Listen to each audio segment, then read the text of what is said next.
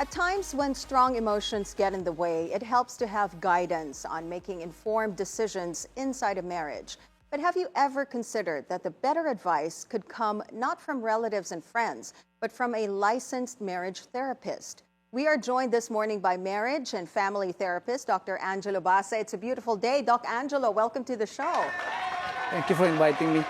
Of course. I was going to ask, how many years have you been in practice? And when you talk about marriage therapy, it isn't something that, Filipinos have fully embraced, right? Yes, Why is that so? We've been in this practice for 12 years now.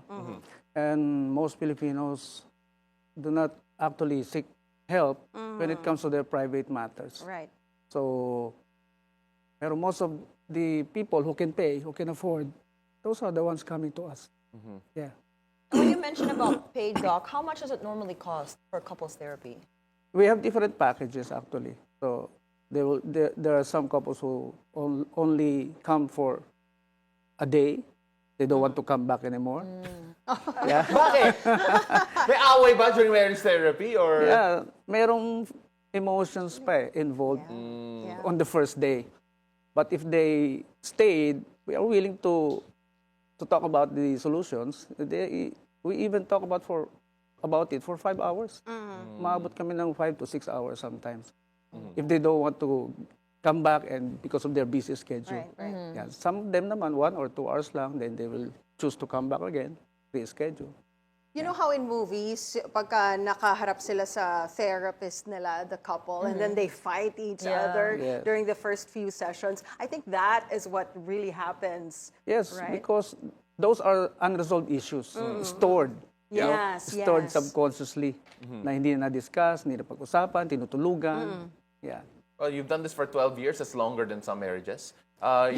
You take a look at the body of work that you've been doing. Are we seeing any trend siguro? Dumadami ba yung mga nagpapa-therapy? I know mental health in general has been more openly talked about issue. Yes. Kapag personal, Yes. people are less afraid to see therapists, Yes. mental health experts. Pero pagdating sa marriage, when it's a couple or partnership, do you feel that it's more open today or that hasn't really changed? Very open when the pandemic struck to all of us. Yeah. Ang daming tumawag sa office. Pinupuntahan namin, even lockdown. Oh, okay. Yeah. So, simula nun, natuto na yung tao. Kasi nakakulong sila sa bahay, they don't know how to fix it themselves inside. Habang nagtatagal sila sa loob ng tahanan nila na hindi na-resolve yung dispute, umiinit lalo yung kanilang sitwasyon. Yung mga words against each other, yung mga treatment sa children affected. Kaya natututo na silang tumawag. Yeah. In the 12 years you've been doing this, Doc, have you seen any patterns, like themes of the most common problems most couples face? Yes. The common problems is, this is my right. I have the right to be happy. Hindi niya alam na yung right to be happy, sa asawa niya, hindi niya tuloy maibigay. Because ang mentality niya laging, ako to, I need to be happy, I need to be supplied with what I need. Ganun lagi yung mentality. Ang problem, the other party also thinks that way. Yeah. I also need this right, I also need this right. Eventually, merong gap sa gitna. Right. Because walang nagsusupply ng dapat matanggap ng bawat isa. Because the mentality is wrong. From your experience with your clients, can you share with us maybe some testimonies that couple therapy really does work? Yeah, there was this couple. The husband is a foreigner. The wife is a Filipina. Hindi alam nung foreigner yung gusto ng wife niya. Okay. When his wife told him, I need annulment, sabi niya gano'n. Siya mismo yung nagpunta, the husband, to seek annulment. Sabi ko, hindi na ito naiintindihan yung sinasabi ng wife niya. Asian foreigner. So, sabi ko, that's not what you need. Hindi annulment na kailangan niya. Okay. So, I called the wife, nausap ko. Then, suddenly, nagkaayos sila. A few sessions, pero the husband is willing to talk every month. So, may schedule kami. Then now, the wife got pregnant na. She got pregnant na. Okay. Okay, that's good. And another case, merong wife na pumunta sa office without any appointment. crying, and makikita mo, parang crying overnight eh. When in that instance, sabi ko, they really need help. So, pinausap ko. We talked for about 6 hours. A long time. Yeah. Yeah. For 6 hours. You have in a the lot of office. time, Doc, huh? Yes. Because this is our advocacy. Yes. Advocacy namin to because we saw the ignorance. There are so many relationship books written, and they all say one thing, which is supplying the love and supplying the respect to the other party. Scientifically proven na yan eh. So, this is about ignorance. Kaya if we push this education to every marrying couples, madali ang relationship eh. Because you know what your spouse needs on a daily basis. It's actually a daily basis to need love. It's actually on a daily basis to need respect from your spouse. Yun ang nakakalimutan. Kasi isang beses mo lang din magawa, the next day, magiging habitual na eh. Right, right. Kaya require yun, araw-araw gawin mo eh. You respect your husband, you love your wife, even yung pag-seek ng affection, even yung pagpapaalam. Doc, when do you think is appropriate time for a couple to finally decide, okay, we need to see a marriage therapist na? Is there a certain moment na feeling mo, okay, once this happens, go consult?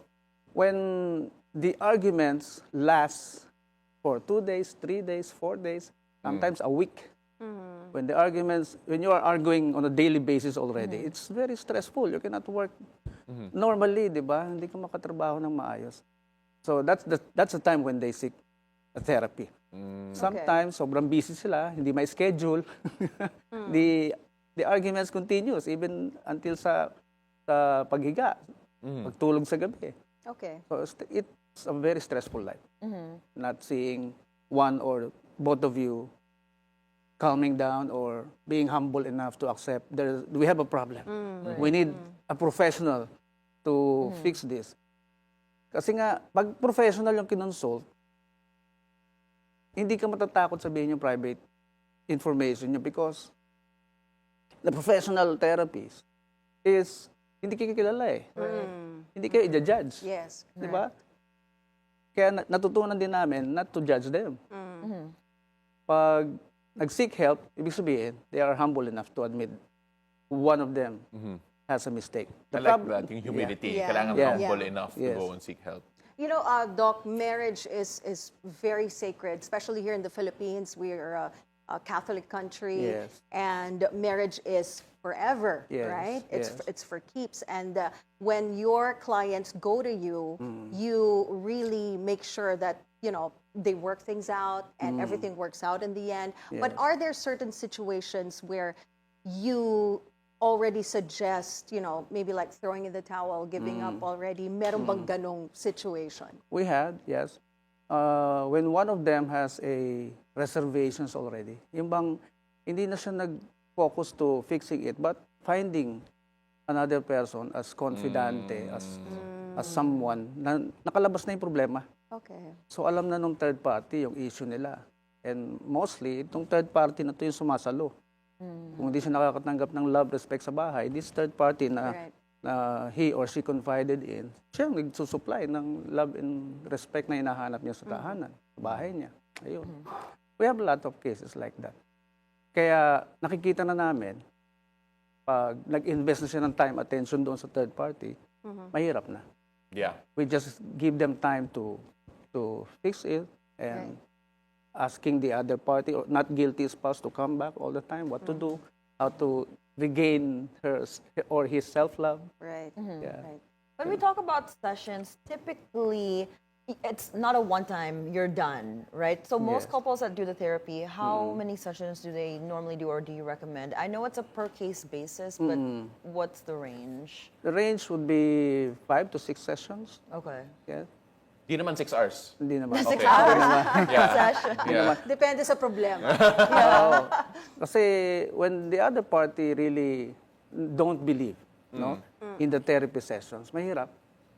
Mahirap kasi kung minsan nga, there was a couple na 50 years old na, no? Both of them, mga past 50. Muntik na magbarilan sa bahay. Wow. Oh my God. Yeah, silang dalawa lang nandun Wow. sa bahay. Tapos sabi ng husband, anong wife, "Sir, be strong, ha?" Oh, sabi ko, "Bakit naman?" Oh, muntik na akong barilin kanina ng husband ko, sabi niya. Kanina, that's Yes, same sabi day. niya gano'n, Wow. yeah. Tapos, meron ng pastor na naunang pumunta, but the problem was not resolved. Okay. So, be strong, sir, sabi niya. Then, kinausap ko yung husband. Kasi ang sabi ng husband, bubulahin lang tayo ng mga yan. Bubulahin lang tayo. So, nung kinausap ko na sila, una muna si wife, na nakikinig din si husband habang nakahiga eh. Then, may tumayo na si husband. Then, join the session. Naging fruitful naman. And they even invited us later to go to the resort. Oh, wow. Yeah, Wow, maganda naman yung resort. ganda. Okay. Siyempre, yun yung yan yung concern ko. No. May question ako kay Doc Angelo kasi medyo serious tayo so just to break the ice, I guess. Because last night, I watched the movie XX Lovers ni Marvin Agustin and Jolina Magdangal. yeah. So there's a storyline there na they're gonna get married, but the in-laws, they keep on butting in. And I think that is probably one of the problems that your clients, married couples here in the Philippines face, yung involvement ng parents in the Yeah. marriage. Kasi syempre, we're such ang Pilipino ganun eh, pamilya, we're so tight-knit and everybody's like involved and may extended Yeah. family members pa na nakikialam sa You sa don't marriage, have a problem right? with in-laws naman. No, I don't. Okay. You know, So, I'm actually paano very yan? lucky person. I'm actually very lucky kasi I don't have any in-law And we'll go so you problems. can have a session with Doc. No, but when I watched that movie, naalala ko to na isa yun talaga sa mga problems that most married Filipino couples face, no? So how can they, what's your advice? How can they, take control of their marriage and not listen to external forces like parents, in-laws, other extended family members, but at the same time without being disrespectful? Okay. Yeah. There is a deeper reason why parents are becoming like that. Number one theory there is the marrying person is the breadwinner. Usually breadwinner siya. Okay. So, mahati na yung attention when he forms a family. Yes. Hati na eh. So, Oo. pwedeng mawala dahan-dahan yung support. Financial, yes, moral, yes. attention, everything. The second reason there is alam ng parents na hindi pa ready yung anak nila to get married. They know from their heart, hindi pa ready itong anak namin, biglaan lang. May nabuntis or nakabuntis or something. So, those are the factors na pwede natin i-consider. Okay. Why it's happening. Meron pang mas malalim na reason. Yeah. Oo, na alam ng parents. Only them would know. Now, Go ahead. para mapigilan yung ganon, magkaroon ng heart-to-heart talk muna with the parents. Yung bang wala na siyang choice, hindi na siya maka-atras. He or she has to talk to his parents para mas malinaw yung separation from the parents to getting married, Yeah, forming yeah. a separate or his new family. Kailangan mapag-usapan. Doc, heavy topics, how do you win the trust of yung mga patients mo? We have to be an example also. We Okay. have to be a living example of what we teach, what we advise. Kaya, my wife is here to support me. Ma'am, tama ba? Lahat ng sinasabi niyo? Okay, just making sure. Naka-thumbs up po Thumbs up siya. siya, yes. For those wondering. Opo. Yan, kailangan we live by what we teach. Right. Importante yun. So, nakikita naman din kami, we are public people. We also show our family whenever we go out. Yung ganon. Kailangan mag-umpisa muna sa amin. Right. Yung good example. And Doc, you brought your book here with you. Could you talk more about this? So for our viewers who are interested in seeking help, obviously they can talk to Yeah. you, but is this book a great Yes. read as well? Of course. Do you want to talk about it? Yeah. I titled this Tamang Guide sa Pakikipaghiwalay o Pag-preserve ng Marriage.